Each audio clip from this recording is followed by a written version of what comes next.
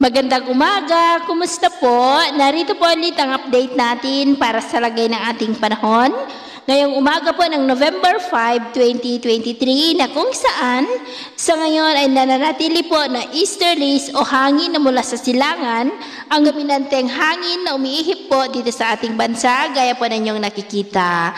Ang shearline naman ay nandyan po ngayon sa silangang bahagi ng Luzon.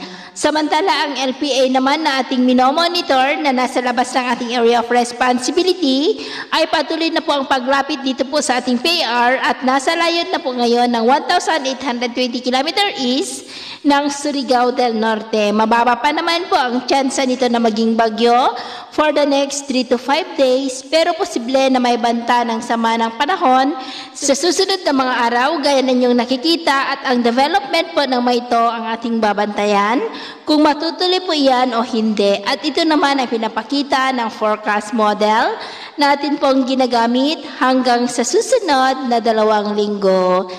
At sa lagay po ng ating panahon, ngayong madaling araw ay generally fair weather po sa malaking bahagi ng ating bansa, maliban lamang sa mga tsansa ng mga isolated rain sa northeastern part ng Cagayan, Babuyan Islands, Polillo Island, Aurora, ilang bahagi ng Quezon, Bataan, Bicol Region, Palawan, ilang bahagi po ng Panay Island, Bohol, Leyte, Cebu City, Dinagat Island, Sulu Archipelago, Zamboanga at Surigao del Norte, maging po sa ilang bahagi ng Davao. At mamaya po ay sisikat ang araw sa malaking bahagi ng ating bansa, pero po sa easterlies ay maulap ang kalangitan na may mga pulupulong pag-ulan sa ilang bahagi po ng silangan ng Luzon at Visayas, maging po sa ilang bahagi ng Palawan.